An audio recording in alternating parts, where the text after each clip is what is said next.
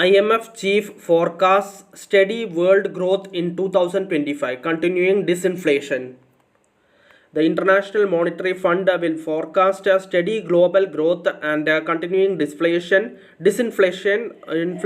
when it releases an updated World Economic Outlook on January 17. IMF Managing Director Kristalina Georgieva told reporters on Friday. Georgieva said the US economy was doing quite a bit better than expected, although there was a high uncertainty around the trade policies of the administration of President-elect Donald Trump that was adding to headwinds facing the global economy and driving long-term interest rates higher. With inflation moving closer to the US Federal Reserve's target and data showing a stable labor market, the Federal could afford to wait for more data before undertaking further interest rate cuts, she said. Overall interest rates were expected to stay somewhat higher for quite some time, she said. The IMF will release an update to its global outlook on January 17th, just days before Trump takes office. Georgieva's comments are the first indication this year of the IMF's evolving global outlook, but she gave no detailed projections. In October, the IMF raised its 2024 economic growth forecast for the US, Brazil, and Britain, but cut them for China, Japan, and the Eurozone, citing risks from potential new trade wars, armed conflicts, and a tight monetary policy.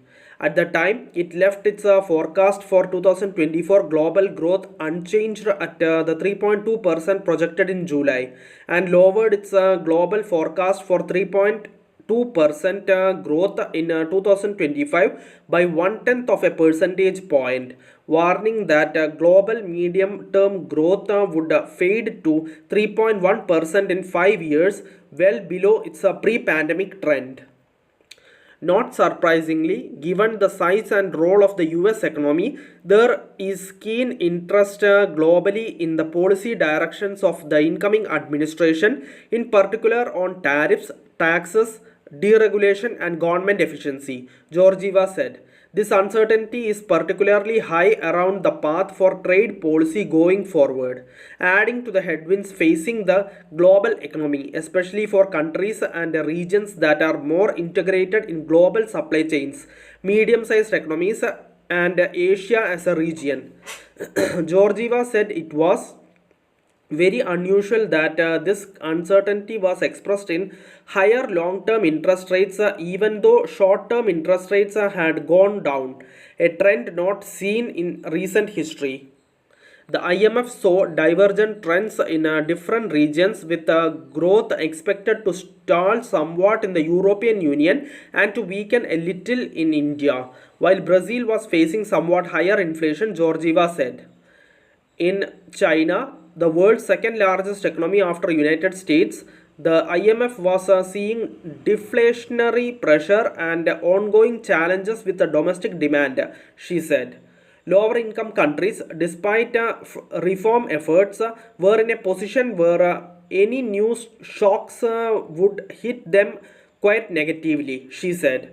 Georgieva said it was notable that higher interest rates needed to combat inflation had not pushed the global economy into recession, but headline inflation developments were divergent, which meant central bankers need to be monitor local data. Needed to carefully monitor local data.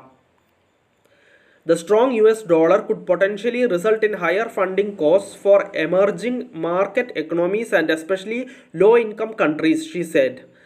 Most countries needed to cut fiscal spending after high outlays during the COVID pandemic and adopt reforms to boost growth in a durable way, she said, adding that in most cases this could be done while protecting their growth prospects.